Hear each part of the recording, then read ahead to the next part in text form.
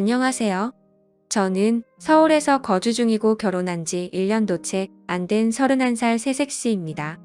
사실 누구보다도 행복해야 할 신혼임에도 불구하고 이렇게 글을 쓰고 있는 게 너무 비참하네요. 하지만 많은 분들에게 제 이야기를 털어놓지 않으면 도저히 견딜 수가 없을 것 같고 다양한 분들에게 제 의견을 여쭤보고 싶어서 이렇게 글을 쓰게 되었습니다. 일단 간단하게 제 고민을 말씀드리자면 제 남편이라는 인간이 하나뿐인 절친이었던 친구와 바람이 났습니다. 이게 참 다행인 건지 아닌 건지는 모르겠지만 남편과 저는 둘 다 맞벌이를 하고 있고 평소에 서로가 바쁜 탓에 아직 저희 부부 사이에는 아직 아기가 없습니다.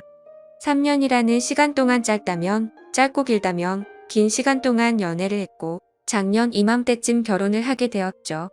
제 남편과 바람난 친구는 저와 중학교 때부터 친구였습니다. 대학생 때는 술집바 같은데 다니면서 정말 다양한 남자를 만나더군요. 20살 때 40살 가까운 아저씨랑 사귀는 건 둘째치고 한 달에 한 번씩 남자가 바뀔 정도로 남자를 밝히는 그런 여자애입니다. 현재는 간호조무사 자격증을 따서 병원에서 일을 하지만 매번 무슨 문제가 생기는지 한 병원에서 정착을 못하고 병원을 이곳저곳 옮겨 다니면서 아직도 알바나 하는 애입니다. 일단 저는 부모님께서 자수성가를 하셔서 풍족하게 살고 있습니다. 항상 그걸 부러워했던 친구였지만 제게 이렇게 뒤통수를 치리라곤 생각조차 못했습니다. 저희 남편은 가진 것 없고 홀어머니 밑에서 자랐습니다. 그래도 저 하나 사랑해주는 마음은 진실이 느껴져서 결국 결혼까지 했습니다. 결혼 전에 그렇게 구애하고 사랑한다며 노력하는 모습 때문에 넘어간 거죠. 결혼할 때 집도 서울 강남의 50평대 아파트를 저희 아버지가 구해주셨습니다. 예물 예당할 때도 남친 부담스러울까봐 제가 처녀 시절에 모아두었던 5천만 원을 자존심 상하지 않게 내 남편에게 투자하는 거라고 나중에 천천히 갚으면 되니까 부담 갖지 말아달라고 하면서 통장을 줬습니다. 그 돈으로 남편은 예물, 예단을 준비했고 결국 제 돈으로 다 한 셈입니다. 아무튼 제 남편은 모아두었던 3천만 원 정도를 결혼에 쓴 걸로 알고 있습니다. 그런데 돈이 아깝다는 게 아니라 돈은 하나도 아깝지 않았습니다. 어차피 제 남편 될 사람이고 저와 평생을 함께할 사람이니까 괜찮다고 생각했습니다. 그런데 남편은 결혼 후에 다니던 직장을 갑자기 그만두더니 저희 아버지 회사로 들어가면 안 되겠냐고 하더군요. 그래서 아버지께 말씀드리고 낙하산으로 들어가긴 했지만 매일같이 야근에 엄청나게 열심히 일하더라고요. 그런 모습에 아버지도 좋아하셨고 저도 남편이 뿌듯했었죠. 그런데 그랬던 남편이란 놈이 제 친구와 바람이 났네요. 핸드폰에 있던 그 노년들의 사랑한다는 문자들, 페이스북 안 한다던 남편 놈이 가명으로 만들어서 하고 있고 들어가서 보니까 야근한다고 출장 간다고 했던 날 친구랑 놀러간 사진도 있네요. 어쩐지 아버지는 남편 5박 6일이라고 했는데 6박 7일이라고 할 때 뭔가 이상했지만 믿었습니다. 나중에 저희 아버지 돌아가시면 집이며 회사, 땅, 별장 모두 다 지 거라고 댓글에 써놓고 저보다 친구 몸매가 더 좋고 이쁘다는 둥 널 더 빨리 만났으면 우리에게 아기도 있었을 텐데 등등 이따위 말들을 서슴없이 적어 두었더군요. 두 사람의 증거 다 가져다 놓고 저녁에 저희 집으로 불렀습니다. 결혼 전에도 한 번씩 같이 놀았기에 눈치채지 못하게 자연스럽게 같이 저녁이나 먹자고 했습니다. 근데 이것들이 겁도 없는지 둘이 같이 들어오더라고요. 앞에서 만났다면서요. 제 친구는 제 표정을 보더니 어디 아프냐고 묻네요. 너무 불쾌하고 열받았지만 침착하고 증거들을 던지면서 이혼하자고 말했습니다. 그러자 남편이란 놈은 갑자기 무릎 꿇고 울면서 잘못했다고 하네요. 친구도 미안하다고 제 남편 사랑해서 자신이 큰 실수했다고 합니다. 진짜 너무 사랑하고 평생을 함께하고 싶어서 그랬다네요. 이런 모습을 보고 있자니 눈물도 안 나오고 웃음밖에 안 나오더라고요. 그래서 끝나는 건 끝나는 건데 궁금한 부분들을 침착하고 물어봤습니다. 얼마나 만났는지 물어보니 만난 지 8개월 되었다고 하네요. 저랑 결혼을 한 지 1년밖에 안 됐으니 4개월도 안 되어서 바람 폈다는 겁니다. 정말 짜증나고 더 들을 것도 없겠다 싶어서 당장 짐 싸서 나가라고 했습니다. 그리고 나서 시어머님께 알렸습니다. 처음에는 우리 며느리 아가 참으라고 타이르면서 말씀하시더니 결혼한 지 1년이 다 되어 가는데 1년만 더 지켜보자며 그 1년 동안 아들 못 낳으면 너의 바램대로 이혼하라네요. 참 사람으로서 어떻게 이렇게 뻔뻔한지 대단하더군요. 그냥 더 이상 말도 섞기 싫어서 남편 놈 보고 앞으로 회사는 나오지 말라고 했습니다. 그리고 이혼 절차 밟기 위해 법원 가기로 했습니다. 1분 1초도 더 끌고 싶지 않고 하루라도 빨리 끝내고 싶었고 내 친구라는 사람과 뒹굴었던 인간만도 못한 놈. 절대로 돈 한 푼도 안 주고 내쫓아야겠다는 생각이 들더군요. 근데 웃긴 건 제 친구는 제 남편이 잘 사는 줄 알더군요. 제가 남편 기죽이기 싫어서 집도 남편이 해왔다고 말했었거든요. 그리고 제 이름 앞으로 있는 경기도 별장도 남편 거인 줄 알더라고요. 친구도 딱 봐도 팔자 고치고 싶어서 돈 때문에 붙어먹었나 본데 어디 한번 두고 보자는 마음이 들었습니다. 참, 이게 뭐가 좋은 일이라고 이렇게 글까지 쓰고 있는지 정말 씁쓸하네요. 아무튼 이후 저는 시어머니 어떤 사람을 만났습니다. 전화를 받고 부랴부랴 집으로 찾아오셨더라고요. 그래서 제가 모아두었던 글과 사진 등등 모든 걸 다 보여줬습니다. 그걸 보더니 하는 말이 남자는 다들 한 번씩은 바람핀다. 며느리 아가 내가 이해하고 용서하고 살라고 하네요. 저는 그 사람 믿었고 성실한 모습에 반했고 저만 사랑해주는 모습에 결혼까지 한 건데 결혼한 지 4개월도 안 돼서 바람을 폈는데 무슨 용서를 하냐고 저는 이미 이혼하기로 마음먹었다라고 하니까 그럼 저더러 짐 싸서 나가라고 하네요. 너무 어이가 없었지만 여기가 내 집이고 다 내 물건들인데 내가 어디를 나가야 하는 거냐고 나가려면 아범이 나가야 하는 거 아니냐고 반문했더니 이 집은 자기 아들 거라면서 저더러 짐 싸서 몸만 나가라고 하시더군요. 자기 아들 인생 망쳐놨으면 됐지 왜 집까지 빼앗아 가려 하냐고 말하고 세기를 박더군요. 결혼한 지 1년이 다 되어 가는데 아들도 못 낳는 네가 문제 아니냐고 하셨습니다. 너무 열받아서 제 솔직한 마음으로는 무슨 노망이 났나 이 생각이 들었습니다. 정말 너무 어이가 없어서 무슨 소리 하시는 거냐고 물어봤더니 남편이 결혼할 때 집을 순전히 자기 돈으로 했다고 시어머니한테 말했다네요. 저는 그것도 모르고 남편 기 살려준다고 친구들한테도 이 집 우리 서방이 해온 거라고 우리 서방 능력 있다고 그렇게 말하고 돌아다녔는데 제가 무슨 짓을 한 건지 너무 후회가 되었습니다. 결혼 전에 제가 몇 억을 낼 때 겨우 3천만 원 보탰으면서 이 집을 쌓았다니요. 이렇게 뻔뻔한 사람인지도 처음 알았습니다. 그 사람 결혼 전에 임용고시 준비한다고 해놓고 돈벌이가 없으니까 컴퓨터 수리하는 거 배워서 여기저기 다니면서 일했던 사람입니다. 그런 분들을 비하하는 건 절대 아닙니다. 근데 이렇게 능력 있는 척 뻔뻔한 모습이 너무 황당할 따름이네요. 아무튼 저랑 결혼한 뒤 하나뿐인 딸이고 하나뿐인 사위니까 어차피 나중에 다 물려줄 텐데 라는 생각으로 경영 수업 받는다는 마음으로 회사에 들어왔었던 것 같네요. 아무튼 그 길로 임용고시도 때려쳤습니다. 근데 그렇게 여유가 없던 인간이 강남에 50평대 아파트를 샀다고요? 상식적으로 시어머니도 뻔히 알 텐데 우기는 게 말이 안 나오더라고요. 저는 더 있다가는 큰 사고 칠 것 같아서 시어머니를 내쫓듯이 집으로 돌아가시라고 보냈습니다. 진심으로 앞으로 더 이상은 얼굴도 마주치고 싶지도 않고 말조차 섞기도 싫었거든요. 그 길로 남편이랑 친구를 집으로 불렀더니 또 같이 오더라고요. 밖에서 뭔 짓거리를 했는지 암튼 남편 오자마자 울면서 미안하다고 정말 미안하다고 다시는 안 그런다고 용서해달라고 무릎 꿇고 싹싹 빌더군요. 친구는 그런 남편 옆에서 왜 그러냐고 나랑 같이 살기로 한 거 아니냐고 우는데 참 가관이더군요. 그러니까 남편이 싫다면서 자신은 조강지처 안 버릴 거라고 너랑은 그냥 즐긴 것뿐이라고 하면서 지가 사랑하는 사람은 저라고 그러더군요. 이 말 듣는데 순간 마음이 약해져서 결혼 전 그 사람 모습이 떠오르면서 순간 눈물이 날 뻔했습니다. 근데 이 친구 저보고 나 너 남편이랑 잤다고 우리 같이 여행도 갔고 애기도 가질 거라고 네 남편은 날 사랑한다고 했고 우리 어제도 같이 모텔 갔다고 제발 이 사람 좀 놔달라고 말하더라고요. 심장이 덜컥 내려앉는 게 글로만 사진으로만 보다가 친구의 입에서 이런 더러운 말을 들으니 너무 화가 나서 친구 뺨을 때렸습니다. 그러니까 친구는 더 미치고 팔짝 뛰면서 욕을 하면서 네가 뭔데 날 때리냐?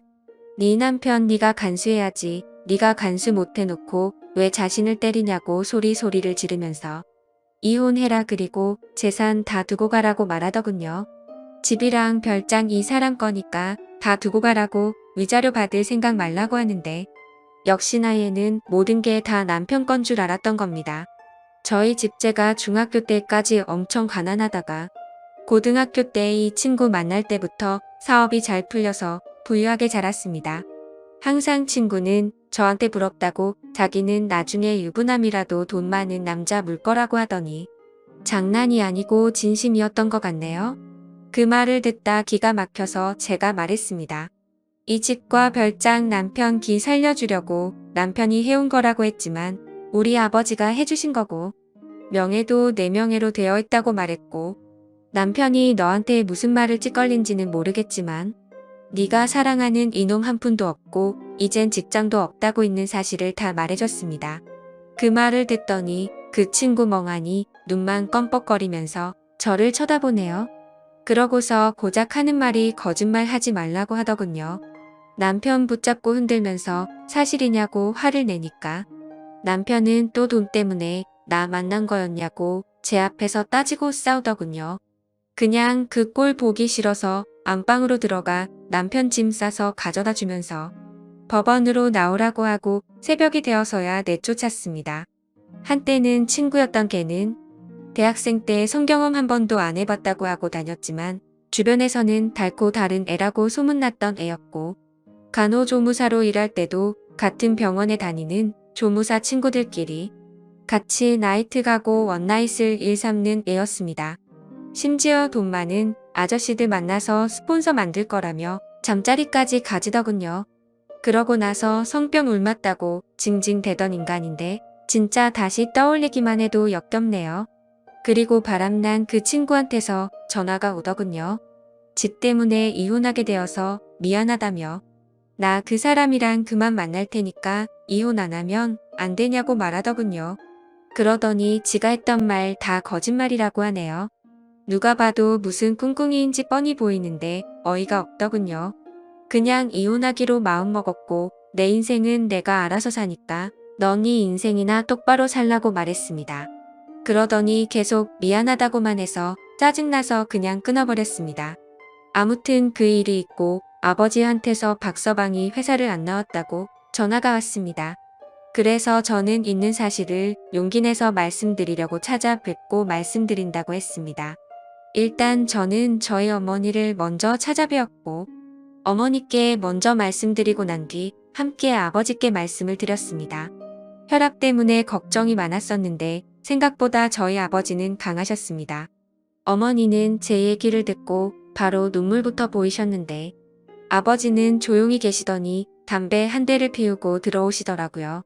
정말 부모님 가슴에 대못을 박는 것 같아서 너무 마음이 아팠지만 제가 슬퍼하면 부모님께서 더 슬퍼하실 것만 같아서 저는 아무렇지도 않은 척 행동했습니다.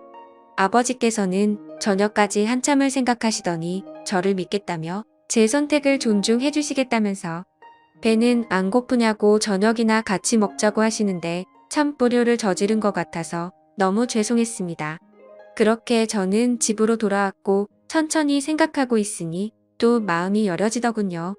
지금은 이렇게 되었지만 중고등학교 그 오랜 시간을 함께 보내며 많은 추억을 나누었던 친구이고 남편도 제 평생에 있어서 가장 사랑했던 남자이고 그 누구보다 믿었던 사람이기에 아무리 강하게 마음 먹으려고 해도 마음이 약해지더군요. 정말 저는 멍청한 사람인가 봅니다. 하지만 절대로 만남을 이어갈 수 없다고 다짐했고 다음날 시간에 맞춰서 법원 앞으로 나갔습니다. 그런데 왠지 모르게 또 막상 법원 앞에서 만나니까 눈물이 흐르더군요. 그래서 울고 있는데 남편이 다가와서 안아주는데 서러운 마음이 폭발해서 펑펑 울었습니다. 그동안 참아왔던 눈물이 터진 거였죠. 남편은 또 다시 미안하다면서 사과했고 한 번만 더 기회를 달라고 말하더군요. 저는 그 상황에서 판단이 제대로 서질 않아서 일단 내게 다시 생각할 시간을 달라고 하고 멍청하게도 이혼 서류를 내지 못하고 집으로 돌아왔습니다. 연애처럼 쉬운 만남이 아니었기에 함부로 깰 수 없다는 생각이 들었고 집에서 정말 많은 생각을 하고 있었습니다. 그런데 그때 때마침 친구한테서 전화가 오더라고요. 안 그래도 짜증나는데 왜 자꾸 전화질인지 더 짜증이 나더군요. 그래도 도대체 무슨 헛소리를 짓거리려고 전화를 하는지 궁금해서 전화를 받았습니다. 근데 전화를 받으니 아무 말도 없고 그냥 이상한 소리만 들리더군요. 그리고 나서 전화가 뚝 끊기더군요. 몇십 분이 흐른 뒤에 모텔 이름과 호수가 찍혀 문자가 오네요. 참, 설마 했습니다. 하지만 남편이랑 있으니까 얘가 이 짓거리를 하는 거겠지. 바로 알겠더군요. 정말 어이가 없고 웃기지 않나요? 저도 웃기고 어이가 없습니다, 진짜. 저는 혼자 가기엔 겁이 나서 혹시 몰라 경찰에 전화를 했습니다. 그 길로 경찰과 대동아에 문자로 보내줬던 모텔 그 호수로 쳐들어갔습니다. 문을 열고 제 얼굴을 보더니 놀래 자빠지는 남편 얼굴을 보니 다시 생각해보려고 했던 제가 원망스러웠습니다. 그리고 뻔뻔하고 새초롬하게 쳐다보는 표정의 친구를 보니 추억이고 뭐고 얘는 상종 못할 인간이다 라고 판단했습니다. 다음날 그 친구와 이야기를 했습니다. 도대체 왜 이혼하지 말라고 했다가 이제 와서 왜 그따위 전화와 문자를 했냐고 물어봤더니 자기 딴에도 생각이란 걸 했답니다. 솔직히 처음에는 돈 때문에 네 남편 만나보고 싶었고 걸렸을 때는 정말 사랑했다고 합니다. 근데 재산 이야기 듣고 망설임이 생겨서 나한테 이혼하지 말라고 전화를 했지만 막상 그렇게 말하고 나니까 가슴이 아팠답니다. 그리고 네 남편이 날 사랑한다고 생각했기에 남편을 불렀고 그걸 저한테 확인시켜주고 싶었답니다. 자기가 이겼다고 혼자 북치고 장구치고 아주 생쇼를 떨더군요. 얘기를 끝내고 변호사 사무실로 찾아가서 일단 변호사를 고용했습니다. 그리고 친구의 부모님을 찾아가서도 지금까지 있었던 사실을 말씀드리려고 찾아갔습니다. 학생 때 이따금씩 집에도 놀러갔기에 안면이 있어 처음에는 왜 이리 오랜만이냐며 반갑게 맞아주시더라고요. 그렇게 저는 집으로 들어가서 말씀드릴 게 있다고 한 뒤 모든 사실을 말했습니다. 처음에는 자기 딸이 그럴 일 없다고 어디서 함부로 짓걸리냐며 내가 어떻게 이딴 거짓말과 모욕을 줄 수 있냐고 소리를 지르시더군요. 참, 그 부모의 그 딸이란 생각이 들었습니다. 그래서 저는 대꾸할 가치도 없어서 모아두었던 증거 사진들을 보여주니 아무 말 없이 멍하니 계시더라고요. 제가 죄송할 건 없지만 경찰에 신고했다고 말씀드렸고 이제는 친구가 아니라고 어머님께서 아셔야 할 것 같아 이렇게 찾아왔다고 말하고 아무튼 죄송하다고 말씀드렸습니다. 그리고 친구가 다니는 병원에 찾아가서도 직장도 다 잃게 만들려고 했지만 그래봤자 저한테 남는 것도 없다라는 생각이 들어서 그냥 문제 키우기 싫어서 그 집까지는 하지 않았습니다. 정말 제 평생을 살면서 막장 같은 드라마와 영화를 보면서 자라왔지만 저에게 이런 일들이 실제로 일어날 줄은 상상조차 하지 못했습니다. 지금도 문득 생각할 때마다 울화가 치밀고 욕도 나오고 감정이 쉽게 주체가 되지 않네요. 정말 살짝만 건드려도 터져버릴 것만 같은 기분입니다. 저는 지금 다른 건 다 필요 없습니다. 위자료고 뭐고 돈을 다 떠나서 이따위 더러운 짓과 행동을 하고 믿어달라더니 너무 슬퍼서 마지막으로 믿어볼까 고민하던 저를 또 다시 속였다는 거에 두 번 다시는 믿음이란 없습니다. 제가 할 수 있는 소송이라는 소송은 뭐든 다 걸 겁니다. 정말 많이 힘들지만 힘내서 열심히 살겠습니다. 감사합니다.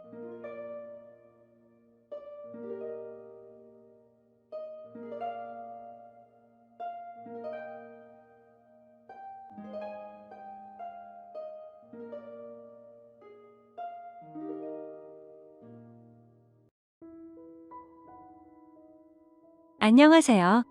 저는 30대 후반의 남자입니다. 제게는 너무나도 비참하고 원통스러운 일이 있습니다. 그동안 누구에게도 말하지 못했고 저 혼자서만 소갈이하면서 끙끙 앓고 있었습니다. 하지만 많은 분들이 보고 계신 이곳에 제 고민을 말씀드리면 조금이나마 제 마음을 털어낼 수 있지 않을까, 혹은 조언을 얻을 수 있지 않을까 하는 마음으로 사연을 보내게 됐습니다. 지금부터 제 인생 모조리 박살나게 만든 이야기 털어놓을게요. 제 부모님은 젊은 나이에 저를 낳으셨습니다. 어머니가 20살이셨고 아버지가 21살 때 저를 낳으셨다고 하더군요. 원래는 그때 당시 밤낮으로 바쁘게 장사를 하고 있던 시기여서 저를 의도적으로 낳으려고 했던 건 아니었다고 합니다. 그렇게 계획도 없이 갑작스럽게 저를 임신하셨고 저를 낳게 되었습니다. 저는 바쁜 부모님을 대신해 어릴 때부터 성인이 될 때까지 할머니 손에서 자랐습니다. 그래서 저는 부모님보다는 사실 할머니를 부모님처럼 모시며 커왔었고, 제게는 누구보다도 부모님 두 분의 사랑이 애틋했습니다. 그나마 어머니는 최대한 시간을 내서 저와 놀아주셨지만 무뚝뚝한 아버지와는 일반적인 가정에 비하면 조금은 더 어색한 사이였죠. 게다가 부모님과 제 나이차가 많이 나지 않다 보니 학창 시절에 어딜 가서 제 나이 듣고 부모님 나이 들으면 다들 놀라워하시곤 했습니다. 그땐 몰랐습니다. 젊은 부모님을 가지고 있다는 게 이런 비극의 시초가 될 줄은 꿈에도 생각하지 못했습니다. 아무쪼록 저는 고등학교를 졸업하자마자 우연치 않게 아는 분의 소개로 뱃일을 시작하게 됐습니다. 제 직업의 특성상 한번 배를 타고 바다를 나가면 짧게는 3개월 정도 걸렸고 길게는 반년 이상 바다에 나가고는 했습니다. 그리고 육지로 들어와봤자 보통 짧게는 2주 안팎으로 머물렀고 길게 있어봤자 2달 정도만 쉬다가 다시 바다로 나갔습니다. 이러한 부분들이 조금은 힘들 때도 있었지만 사람은 익숙함이 무섭다더니 계속해서 하다 보니 힘든 것도 잘 모르겠더라고요. 그렇게 남들과는 다른 생활을 극복하면서 지내다 보니 어느새 제가 타는 배 안에서의 직급도 차츰 올라갔고 연봉도 대기업 연봉 부럽지 않게 벌어서 만족하고 있었습니다. 내성적인 성격이었기에 가끔씩 육지로 내려와도 연애할 생각도 크게 나지 않았고 긍정적으로 생각하려다 보니 제 나이대 친구들보다 돈을 훨씬 많이 버니까 그게 마냥 좋았죠. 아무쪼록 월세를 내면서 살 바에는 돈을 꼬박꼬박 모으자고 생각해서 적금을 넣었고 나머지 남는 돈은 부모님께서 사시는데 보태어 쓰시라고 용돈을 보내드렸습니다. 그렇게 시간이 흘러가다 보니 제 나이도 어느덧 20대 중반이 되었습니다. 처음에는 일도 힘들고 생활에 익숙하지 않았던 터라 여자 생각은 전혀 나지 않았는데 일은 눈 감고도 할 정도로 익숙해져 갔고 모아놓은 돈만 많이 쌓여가다 보니 그때부터는 많이 외로워지더라고요. 그래서 저는 친구를 통해 소개팅 좀 시켜달라고 하게 됐습니다. 그렇게 육지로 들어올 때마다 소개팅을 받았죠. 근데 항상 문제가 되는 건 다름 아닌 제 직업이었습니다. 항상 데이트를 즐겁게 하다가도 제가 일하는 방식을 들으면 하나같이 여자들은 기겁을 하더라고요. 이해가 되지 않는 바는 절대 아니죠. 한번 육지로 와봤자 길어야 2달만 머무르다 헤어지고 바다로 나가면 길게는 반년 이상을 보내다 오는데 어찌 보면 기약 없이 이런 만남을 이어가야 하는데 문제가 아닐 수가 없었죠. 심지어 군대는 2년 정도만 기다리면 차라리 끝이 있었지만 저는 제 직업을 포기하지 않는 이상 끝이 나지 않는 거였기에 그렇게 기겁하는 모습을 이해했습니다. 그렇게 저는 매번 소개팅에 실패를 하다 보니 아버지께서 보다 못했는지 갑자기 제게 소개를 받아보겠냐고 하시더라고요. 지인분 딸인데 아주 참하고 마음씨도 예뻐서 연락처를 물어놨다고 하셨습니다. 그래서 저는 넙죽 소개를 받겠다고 말씀드렸고 만나게 되었습니다. 처음 만난 그 여자는 아버지의 말대로 외모도 참했고 성격도 좋았기에 저는 첫눈에 반하고 말았습니다. 그래서 기존에 소개받던 여자들과는 달리 이 여자와는 꼭 연애를 하고 싶다란 생각이 컸었죠. 그래서 무식하고 이상해 보이건 알았지만 제 통장부터 갔습니다. 저는 직업이 남들과는 달라서 제약이 있는 부분도 있지만 나중에 제 가족 다 먹여 살리고 싶어서 이렇게 열심히 일하고 있다고 했습니다. 그러자 그 여성분은 갑자기 웃으시더라고요. 비웃는 게 아니라 첫 만남의 통장을 보여주는 제 모습에 갑자기 너무 귀엽고 웃겨서 웃었다고 했죠. 그 순간 저는 이 여자의 행동을 보고 마음속으로 그린라이트인가? 라는 생각이 들었습니다.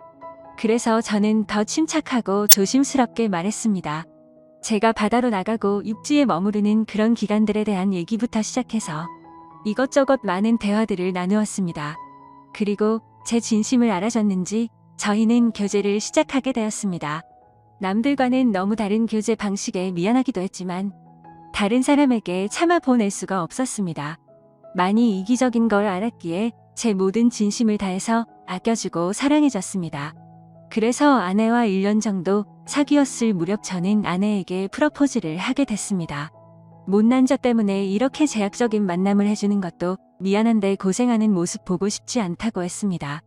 처가댁은 저희 집과 마찬가지로 돈이 많거나 그런 건 아니었습니다. 평범하게 직장 생활을 하고 계신 장인어른과 가정주부로 살아오신 장모님이셨죠. 그리고 제 아내는 공부에는 별 관심이 없었지만 지방 대학을 나와서 중소기업에서 격리로 일을 하고 있었습니다. 근데 회사에서 집까지 왕복 2시간이 넘게 걸리는 거리라 늘 마음이 쓰였습니다. 그래서 저는 그런 아내를 더 편하게 해주고 싶은 마음과 평생을 함께 하고 싶은 마음에 결혼하자고 하게 되었던 거죠. 하지만 예상대로 아내는 쉽사리 수락을 하지 않았습니다. 제가 싫지 않고 만나서 함께 있으면 너무 행복하고 좋은데 바다로 한번 나가면 너무 오랫동안 못 보는 게 어느 정도 걸린다고 하더라고요. 근데 평생 그럴 걸 생각을 하니 생각할 시간이 필요할 것 같다고 했습니다. 그래서 저는 지금처럼 연애를 하면 내가 육지로 나와서도 우리는 약속 시간을 정해서 서로 만나고 또 다시 집으로 헤어지고 하는 거 시간이 아깝지 않냐고 했습니다. 함께 같이 살면서 조금이라도 더 오랫동안 계속 붙어 있는 게 좋지 않겠냐고 말했죠. 그리고 제 진심을 담아서 말했습니다. 출퇴근하느라 고생하는 것도 그만했으면 좋겠고 하루라도 빨리 우리를 닮은 아기를 낳아서 더 행복한 가정 만들고 싶다고요. 그러자 아내는 고민 끝에 결국 제 프로포즈를 수락해줬습니다. 그렇게 저희는 서둘러서 양가 어른분들을 모시고 상견례를 마쳤고 다음에 육지로 돌아왔을 때 결혼하기로 날짜까지 정하게 됐죠. 참으로 미안했습니다. 제가 신혼 준비를 도와주지 못해서 아내는 제 어머니와 같이 대부분의 결혼식 준비를 함께 하게 되었고 그러는 과정에서 친엄마 친딸처럼 친해졌더라고요. 그래서 저는 아내와 상의 끝에 저희 부모님을 모시고 함께 지내기로 했습니다. 아무래도 제가 자리를 비운 사이 혼자 쓸쓸히 지낼 아내를 생각하니 마음이 쓰이더라고요. 그렇게 저희는 결혼식을 하게 되었고 참 감사하게도 저희는 허니문 베이비가 생기게 되었죠. 저는 바다에 나가 있었고 아내의 임신 소식을 듣자마자 너무 신이 나서 같이 일하는 동료들에게 실컷 자랑을 했고 참 많이 행복했습니다. 저는 기대에 부풀어 행복한 가정을 꿈꾸며 열심히 돈 벌자라는 마음으로 즐겁게 뱃생활을 했습니다. 그렇게 시간은 흘렀고 제 아내는 세상 누구보다 예쁜 딸아이를 출산하게 됐죠. 정말 어릴 적부터 꿈꾸던 가정을 만들고 있는 것 같아서 눈물나게 행복했고 제 인생에 아내와 딸만 있으면 그 어떤 일도 다 할 수 있겠다고 생각했습니다. 그리고 앞으로 아이가 생겼는데 분가를 하는 게 좋을지 물었습니다.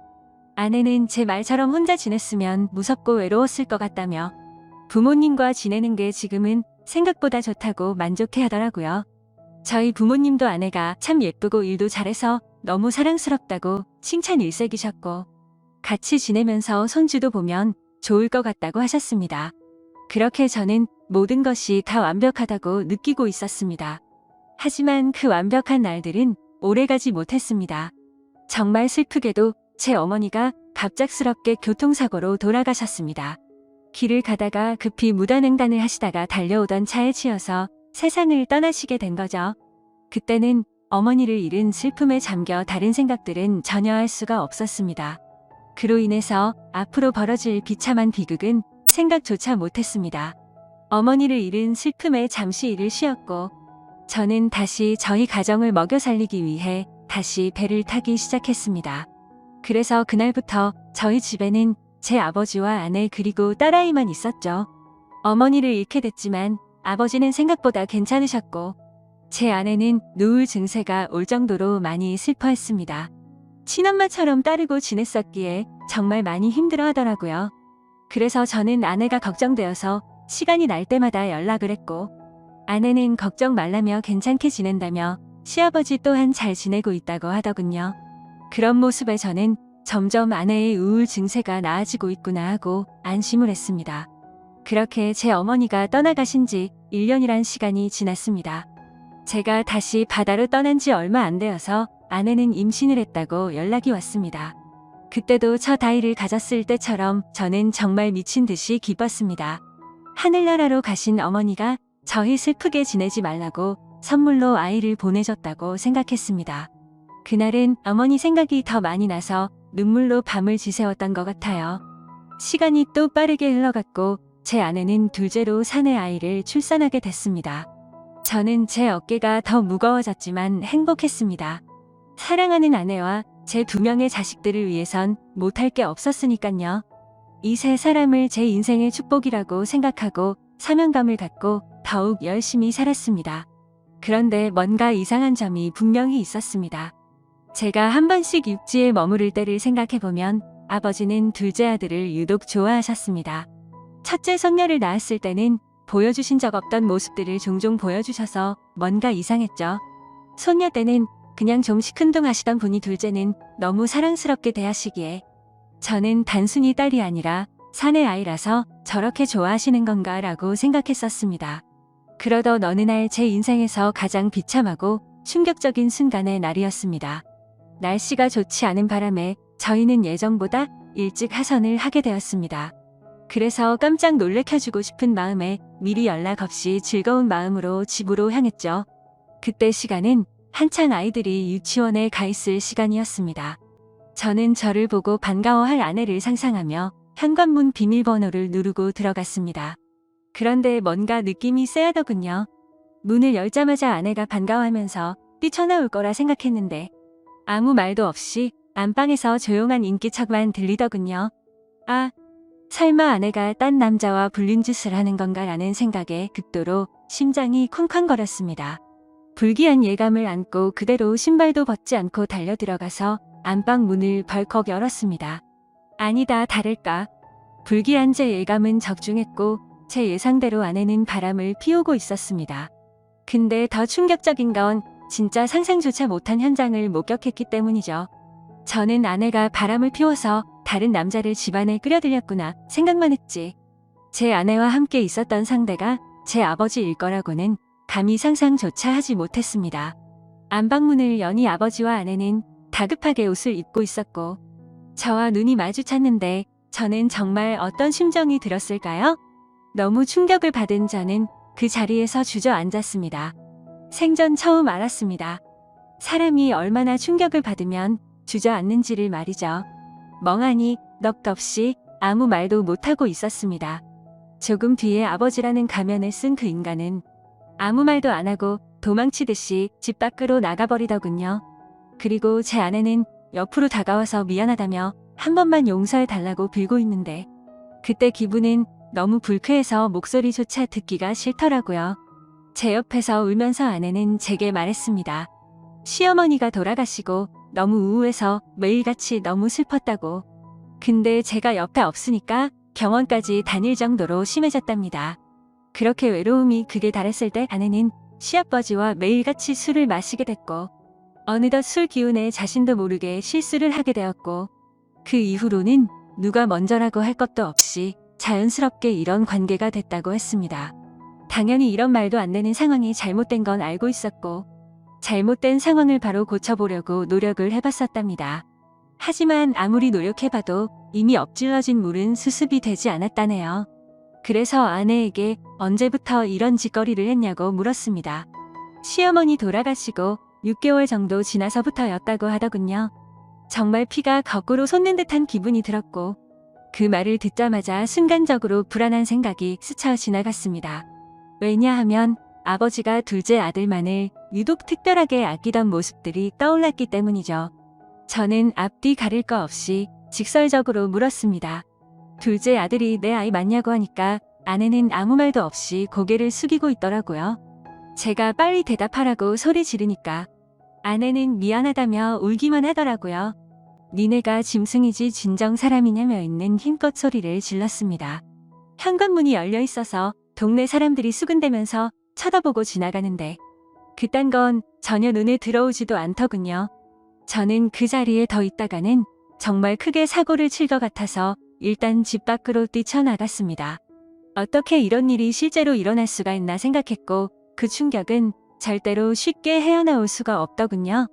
그래서 며칠 동안 정신을 잃어서 쓰러질 때까지 술을 마시고 모든 연락을 끊고 있었습니다. 그 힘든 와중에도 어떻게 해야 하나 현실적인 생각들을 하게 되더라고요. 이혼을 한다고 하더라도 제가 현실적으로 아이를 혼자 키울 수도 없는 상태였고 그렇다고 배운 게 이것밖인데 지금 하고 있는 직장을 그만둘 수도 없지 않나 생각했습니다. 게다가 제 아내가 몰래 만나던 남자가 무려 제 친아버지입니다. 사실 지금도 아버지라고 적지만 그런 관계라는 게 역겨울 뿐입니다. 아무튼 아버지라는 그 인간은 그날 집 밖으로 나가고 주랭랑을 쳤는지 지금 이 글을 쓰는 순간까지 그날 이후로는 단 한 번도 보지 못했죠. 결국에 며칠 동안 정신없는 시간을 보내다가 역겨운 마음에 차마 돌아가기 싫었지만 현실적인 문제들을 안고 집으로 들어갔습니다. 저를 보자마자 아내는 순식간에 달려와서 제게 무릎을 꿇고 빌었습니다. 제발 한 번만 용서해달라며 시아버지와 그러한 사실들이 동네방네 밝혀지면 자신은 도저히 살아갈 자신이 없다고 하더군요. 2번 다시 이런 일 없을 테니까 용서해달라고 빌었고 현실적으로 제가 어떻게 할 방법이 없으니 일단 당장은 그냥 대충 알겠다고 말했습니다. 사실 그날 이후로 말도 잘 섞지 않았습니다. 말만 용서를 한다고 한 거지 어떻게 용서가 될까요? 아무튼 이제는 제 아들인지 알았던 그 아이는 아들인지 형제인지 알 수가 없는 말도 안 되는 개족보가 되었습니다. 하지만 아무리 괜찮은 척 해가면서 억지로 테이프질을 한다고 이게 메워질까요? 그날 이후 저는 심각할 정도로 의처증이 걸린 것 같았습니다. 하루라도 아내와 연락이 안 되면 극도로 불안해지고 초조해져서 미쳐버릴 것 같더라고요. 그때부터는 제 생활은 엉망진창이 되었고 일상이 파괴되다시피 했습니다. 배를 타고 나가서도 일도 손에 안 잡히고 그때의 역겨운 상상들이 떠오르고 도저히 버틸 수가 없겠더라고요. 결국 끝내 저는 정신과까지 다니면서 약을 먹고 치료를 받았죠. 병명은 공황장애와 폐쇄공포증까지 겹쳐서 생겼다고 하더라고요. 그래서 저는 그날 이후 제가 애착심을 갖고 일하던 뱃일을 그만둘 수밖에 없었습니다. 그렇게 결국 뱃일을 그만두고 먹고는 살아야 했기에 관련 업종의 직업에 취직했고 예전과는 비교도 안 되는 부족한 월급을 받으면서 집으로 들어가 살게 되었습니다. 하지만 지금 생각해보면 제 스스로도 이상하다고 느낄 만큼이나 정신적인 압박감이 심했던 것 같습니다. 아내와는 하루가 멀다 하고 매일 같이 싸우기 바빴습니다. 그리고 제정신을 유지하는 게 싫어서 퇴근하면 항상 술을 취할 때까지 마셔댔죠. 그런 관계를 지속해오다 보니 결국 아내도 참고 참다가 결국 이혼을 하게 되었습니다. 아이들은 아내가 데리고 살기로 했고 저는 너무 괘씸한 아내에게 양육비는 1년치만 주겠다고 했더니 아내는 아무 말도 하지를 못하더군요. 그렇게 저희는 이혼을 하게 되었고 벌써 2년이라는 시간이 지났습니다. 한때는 아버지였던 그 인간은 혹시나 아내한테 찾아가는 거 아닌가 싶어 몰래 아내를 뒤따라 다녀보기도 했지만 그런 건 아닌 것 같았습니다. 이제는 그 인간이 죽었다고 하더라도 전혀 슬플 것 같지도 않고 평생 보고 싶은 생각이 단 1%도 없습니다. 요즘에는 알고 보니 제 아내였던 사람은 아이들 키우느라 일을 하는데 형편이 너무 어려워서 말이 아니라고 하더군요. 지금은 시간이 지나가다 보니 조금은 신경은 쓰이기도 하고 이렇게 제가 행복하게 생각했던 가정이 무참히 끝나버리는 게 맞나 싶기도 합니다. 근데 그런 생각이 들면서도 제 아버지란 인간과 함께 했었던 아내를 죽을 때까지 잊을 수가 없을 텐데 섣불리 판단하는 게 절대로 안 되네요. 여러분들이라면 어떻게 하실 것 같나요? 저보다 인생 경험도 많으시고 훌륭한 분들이 많으실 것 같아서 여쭤보고 싶습니다. 댓글로 생각을 남겨주시면 제가 어떻게 결정할지 큰 도움이 될 것 같습니다. 감사합니다.